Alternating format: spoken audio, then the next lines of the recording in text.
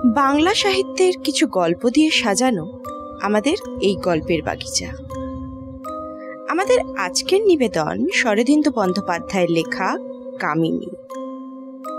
শরদিন্দু বন্দ্যোপাধ্যায়ের জন্ম 30শে মার্চ 1899 এবং মৃত্যু 22শে সেপ্টেম্বর 1970। ভাষ্যপাঠে আমি শ্রীপর্ণা, কথকের ভূমিকায় সুতনু, পোস্টমাস্টারের চরিত্রে অগ্নিশ, সুরনাথের ভূমিকায় অভিক এবং কামিনীর ভূমিকায় রচনা। শব্দগ্রহণ এবং আবহে অগ্নিশ, প্রচার অলঙ্করণে অগ্নিশ। শুরু হচ্ছে আজকের গল্প শরদিন্দু বন্দ্যোপাধ্যায়ের কামিনী।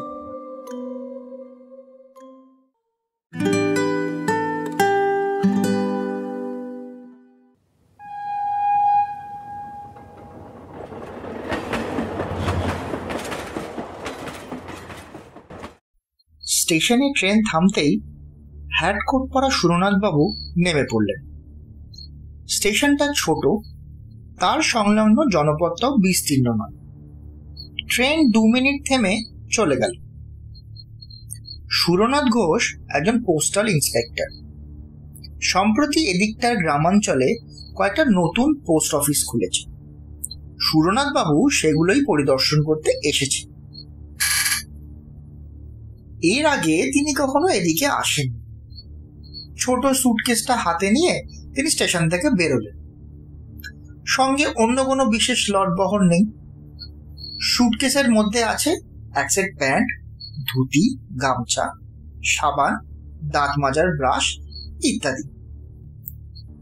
স্থানীয় পোস্ট অফিসটি স্টেশনের কাছে। ডাক এবং তার 2 আছে, একজন পোস্টমাস্টার, একজন কেরানি ও 2 জন পিয়ন। পোস্ট অফিসের পেছন দিকেই পোস্টমাস্টার সপরিবারে বাস করেন। বেলা আন্দাজ 11টা নাগাদ সুরনাথবাবু পোস্ট অফিসে এসে নিজের পরিচয় দিলেন। পোস্টমাস্টার খাতির করে তাকে ভেতরে নিয়ে গেলেন। আর দুপুরের আহারাদির ব্যবস্থাও পোস্টমাস্টার বাবুর বাড়িতেই হলো। দুপুরের খাওয়ার পর সুরনাথবাবু ঘণ্টাখানেক বিশ্রাম করলেন। তারপর আবার বেরোবার জন্য প্রস্তুত হলেন। ইতিমধ্যেই তিনি খবর নিয়েছেন যে 3টি পোস্ট অফিস পরিদর্শনে তিনি যাবেন তার মধ্যে যেটা সবচেয়ে কাছে সেটা প্রায় 12 মাইল দূরে, আর তার জন্য কাঁচা পাকা রাস্তাও আছে। সুরনাথবাবু সেই জন্য তার পিয়নের সাইকেলটি ধার নিয়েছেন। আজ সন্ধ্যের সময় ওই গ্রামে পৌঁছবেন। কাল সকালে সেখানকার পোস্ট অফিস তদারক করে সন্ধ্যের আগেই আবার ফিরে আসবেন। তারপর আবার অন্য পোস্ট অফিসের উদ্দেশ্যে যাত্রা করবেন। এই ভেবে সাইকেলের পেছন দিকে সুটকেসটা বেঁধে সুরনাথ বেরোবার উদ্যোগ করলে পোস্টমাস্টার বললেন, এখান থেকে 5-6 মাইল দূরে রাস্তা দুফাক হয়ে গেছে, বুঝলেন? ওই ডান হাতি রাস্তাটা দিয়ে দূর পরে বটে, কিন্তু আপনি ওই রাস্তা দিয়েই যাবেন। কিন্তু সুরনাথ জিজ্ঞাসা করলেন, কেন? বাঁ হাতি রাস্তাটা কি দোষ করেছে? এবার পোস্টমাস্টার বললেন, ও রাস্তাটা ভালো নয়।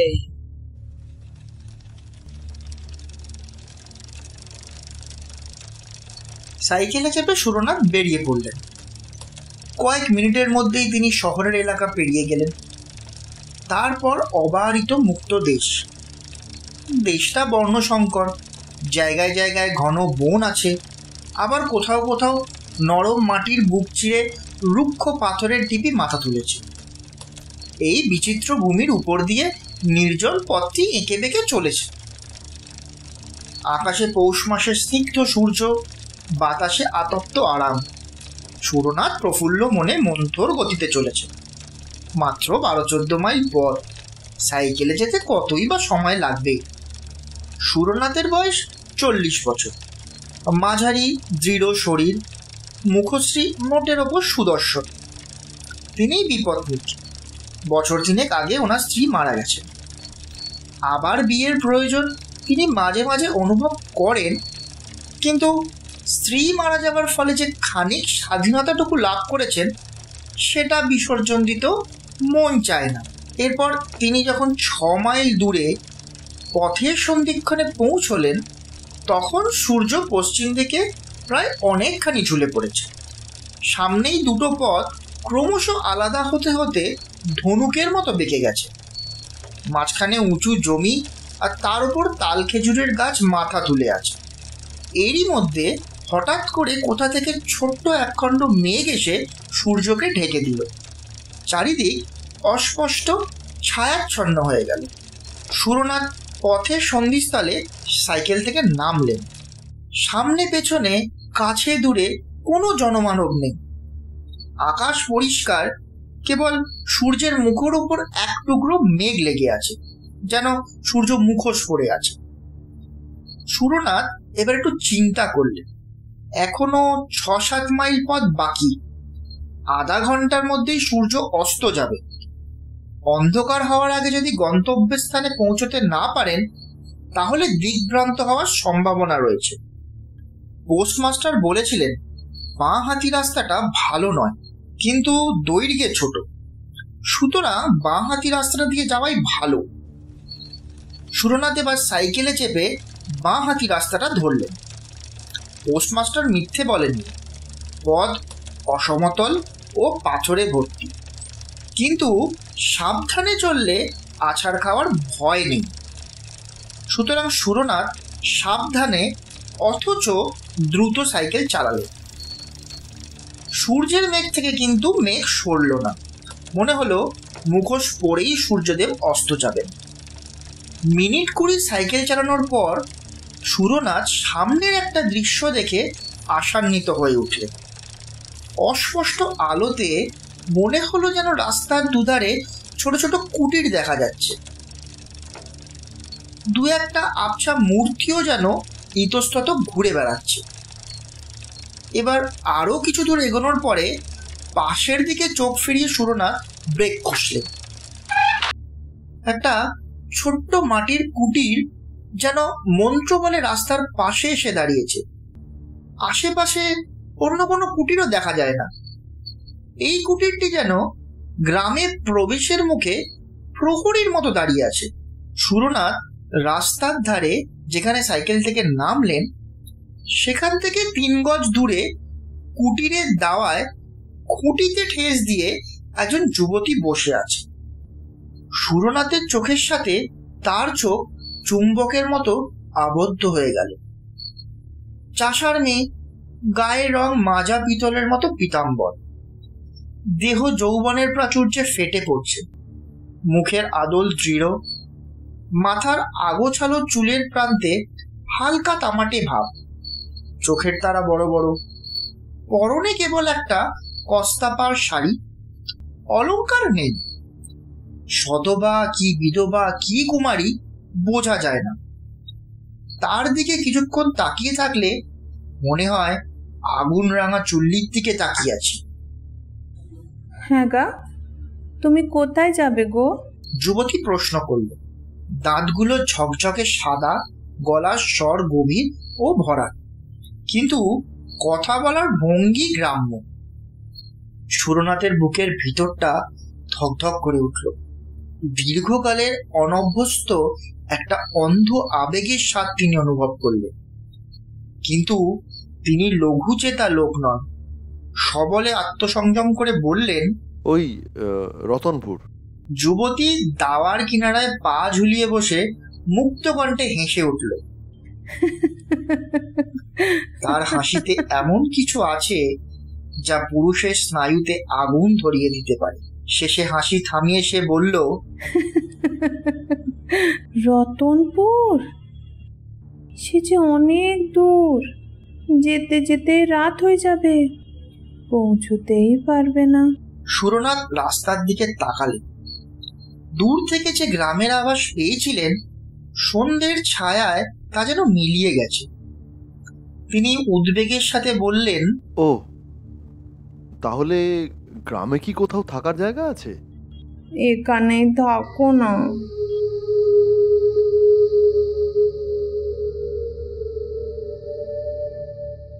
সুরনাথ চমকে যুবতীর দিকে তাকালেন। যুবতীর দৃষ্টিতে দুরন্ত আহ্বান, আরো কত রহস্যময় ইঙ্গিত। সুরনাথের বুকের মধ্যে রক্ত তোলপাড় করে উঠল। তিনি শরীর শক্ত করে নিজেকে সংবরণ করলেন। আস্তে আস্তে বললেন, বাড়ির পুরুষেরা কোথায়? যুবতী দূরের দিকে আঙুল দেখিয়ে বলল, তারা মাঠে গেছে, সারা রাত ধান পাড়া দেবে। মাঠে ধান পেকেছে যে, পাড়া না দিলে চোরে চুরি করে নিয়ে যাবে। সুরনাথ গলার মধ্যে একটা সংকোচ অনুভব করলেন। বললেন, তা যদি অসুবিধা না হয় এখানেই থাকবো। যুবতী তার মুক্তোর মতো দাঁত বের করে আবার খিলখিল করে হাসল। প্রায়ান্ধকারে তার হাসিটা বিদ্যুৎ শিখার মতো জ্বলে উঠল। সে বলল, তোমার গাড়ির দাওয়ায় তুলে রাখো, আমি আসছি। যুবতী এবার ঘরের ভেতর থেকে একটা মাদুর এনে দাওয়ার এক পাশে পেতে দিল। এক ঘটি ও গামছা খুঁটির পাশে রেখে বলল, হাত মুখ ধো, চা খাবে তো? আমি এক্ষুনি তৈরি করে আনছি। যুবতী ঘরে চলে গেল। সুরনাথ হাত মুখ ধুয়ে মাদুরে বসলেন। ঘরে প্রদীপ জ্বলে উঠল। আলোর পীতবর্ণ ধারা দাওয়ার ওপর এসে পড়ল। বাইরে নিশ্চিদ্র অন্ধকার চরাচর গ্রাস করে আছে। সুরনাথ বসে চিন্তা করতে লাগলেন। তার মানসিক অবস্থার বর্ণনা অনাবশ্যক। তীরবৃদ্ধ হরিণ আর আগুনের দিকে ছুটে যাওয়া পতঙ্গের অবস্থা কে কবে বিবৃত করেছে? এই নাও, চা এনেছি। চা দিতে গিয়ে আঙুলে আঙুলে একটু ছোঁয়াছুঁই হলো। আমি রান্না চড়াতে চললুম। সুরনাথ ক্ষীণস্বরে আপত্তি তুললেন। আমার জন্য আবার রান্না কেন? ঘরে মুড়ি মুড়কি যদি কিছু থাকে তাই খেয়ে শুয়ে থাকবো। ও মা, মুড়ি মুড়কি খেয়ে কি শীতের রাত কাটে? রাত উপসী হাতি টলে। তোমারও তো লজ্জায় কাজ নাই বাপ। 1 ঘন্টার মধ্যে রান্না হয়ে যাবে। যুবতী চলে গেল। সুরনাথ চায়ের বাটিতে চুমুক দিলেন। পিতলের বাটিতে গুড়ের চা, কিন্তু খুব গরম। সেটাই ছোট ছোট চুমুক দিয়ে পান করতে করতে তার শরীর বেশ চাঙ্গা হয়ে উঠল। সুরনাথ লক্ষ্য করেছিলেন কুটিরের মধ্যে 2টো ঘর, একটা রান্নাঘর, অন্যটি বোধহয় শোয়ার ঘর। তিনি অনুমান করলেন দাওয়ায় মাদুরের ওপর তার শোয়ার ব্যবস্থা হবে। সেই ভালো হবে। কোনো মতে রাতটা কাটিয়ে ভোর হতে না হতেই তিনি চলে যাবেন। ঘন্টাখানেক পরে যুবতী দরজার কাছে এসে বলল, ভাত বেড়েছি, খাবে এসো। সুরনাথ এবার উঠে ঘরে প্রবেশ করলেন। বাইরের ঠান্ডার তুলনায় ঘরটা বেশ গরম। পীরের সামনে ভাতের থালা, প্রদীপটাও কাছে রাখা হয়েছে। আয়োজন সামান্যই, ভাত, ডাল এবং একটা চচ্চড়ি জাতীয় তরকারি। সুরনাথ খেতে বসলেন। যুবতী অতি সাধারণ গৃহস্থালীর কথা বলতে বলতে ঘরের এদিক ওদিক ঘুরে বেড়াতে লাগলো। সুরনাথ লক্ষ্য করলেন রান্না করতে করতে যুবতী কখন পায়ে আলতা পড়েছে। যুবতী সুরনাথের সাথে সহজভাবেই কথা বলছে, অথচ তিনি হা ছাড়া কিছুই বলছেন না। বিপদের সময় যে ডেকে ঘরে আশ্রয় দিয়েছে, খেতে দিয়েছে, তার সাথে অন্তত একটু মিষ্টালাপ করার প্রয়োজন আছে। তিনি শামুকের মতো খোলের ভেতর থেকে গলা বাড়িয়ে বললেন, তোমার নাম কি? এক ঝলক হেসে যুবতী বলল, কামিনী। নামটা গরম লোহার মতো সুরনাথের গায়ে ছ্যাঁক করে লাগল। তিনি শামুকের মতো আবার খোলের মধ্যে প্রবেশ করলেন। আহার শেষে সুরনাথ হাত মুখ ধোয়া হলে কামিনী বলল, পাশের ঘরে বিছানা পেতে রেখেছি, শুয়ে পড়ো গিয়ে। সুরনাথের মুখ ধড়াস করে উঠল। তিনি তোতলা হয়ে গিয়ে বললেন, আমি আমি আমি বাইরে মাদুরে শুয়ে রাত কাটিয়ে দেব। কামিনী এবার গালে হাত দিয়ে বলল, ও মা গো, বাইরে শোবে কি? শীতে জমে যাবে যে। যাও বিছানায় শো গিয়ে।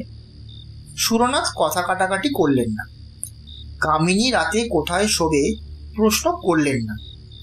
শাস্তি পাওয়া আসামির মতো শোয়ার ঘরে প্রবেশ করলেন। ঘরে দ্বীপ জ্বলছে, মেঝের ওপর খড় পেতে তার ওপর তোষক বিছিয়ে বিছানা করা। সুরনাথ সুটকেস থেকে জামা কাপড় বদলালেন, তারপর প্রদীপ জ্বালিয়ে রেখেই শুয়ে পড়লেন।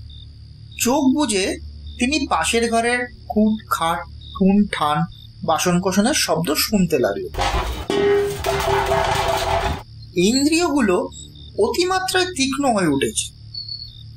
তার মনের উত্তাপ একটি সুদীর্ঘ নিঃশ্বাসে বেরিয়ে এল। চোখ বুজে অনেকক্ষণ শুয়ে থাকবার পর তিনি আচ্ছন্নের মতো হয়ে পড়েছিলেন। হঠাৎ চটকা ভেঙে গেল। তিনি চোখ খুলে দেখলেন কামিনী নিঃশব্দে কখন তার বিছানার পাশে এসে বসেছে, আর তার মুখে বিচিত্র হিংস্র মধুর হাসি। এ কি তুমি?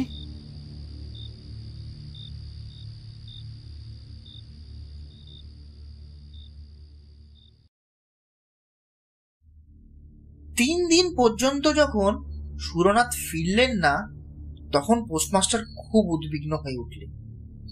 কেবল সুরনাথ বাবুর জন্য নয়, সেই সাথে পোস্ট অফিসের সম্পত্তি সাইকেলটাও যে গেছে। পোস্টমাস্টার পুলিশে খবর দিল। পুলিশ খোঁজ নিল। সুরনাথের যে 3টি পোস্ট অফিসে যাওয়ার কথা সেখানে তিনি যাননি। পুলিশ তখন রীতিমতো তদন্ত আরম্ভ করল। 7 দিন পরে সুরনাথকে পাওয়া গেল। বাঁহাতি রাস্তায় একটাও কুটির নেই। সেই রাস্তারই পাশে ঝোপঝাড়ের মধ্যে তার মৃতদেহ পড়ে আছে। সাইকেলটা কাছেই মাটিতে লুটিয়ে পড়ে আছে, আর তার পেছনে সুরনাথের সুটকেসটা রয়েছে।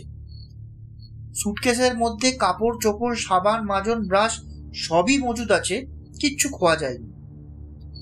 সুরনাথের দেহে কোথাও আঘাত চিহ্ন নেই, কিন্তু দেহটা প্রাচীন মিশরীয় মমির মতো শুষ্ক ও অস্থিচর্মসার হয়ে গেছে, যেন রক্তচোষা বাদুড় দেহটা শুষে নিয়েছে। পুলিশ হাসপাতালে লাশ চালান দিল। পোস্টমাস্টার যখন সুরনাথের মৃত্যু বিবরণ শুনলেন, তখন তিনি আক্ষেপে মাথা নেড়ে বললেন, আহারে, ডাইনির হাতে পড়েছিলেন। কামিনী কামিনী কামিনী কামিনী ডাইনি এখনো তল্লাটে আছে। মায়া বিস্তার করে বেচারিকে টেনে নিয়েছিল।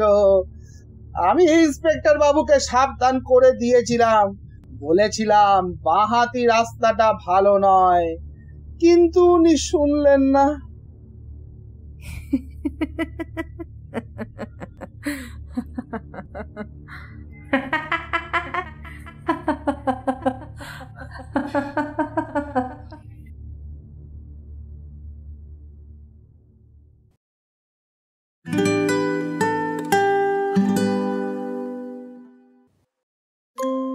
এতক্ষণ শুনলেন শরদিন্দু বন্দ্যোপাধ্যায়ের কামিনী।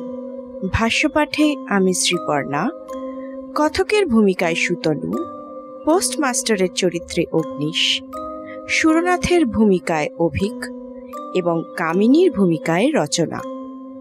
শব্দগ্রহণ ও আবহে অগ্নিশ, প্রচার অলঙ্করণে অগ্নিশ। আমাদের এই উপস্থাপনা যদি আপনাদের ভালো লেগে থাকে, তাহলে দয়া করে লাইক, শেয়ার এবং সাবস্ক্রাইব করে আমাদের আরও উৎসাহ দেবেন, আর আমাদের এগিয়ে চলার পথকে আরও সুন্দর হতে সাহায্য করবেন, এই আশা রাখি। খুব শিগগিরই দেখা হচ্ছে নতুন কোনো গল্প নিয়ে, নতুন মোড়কে, নতুন উপস্থাপনায়। সকলে ভালো থাকবেন আর সকলকে ভালো রাখবেন। নমস্কার।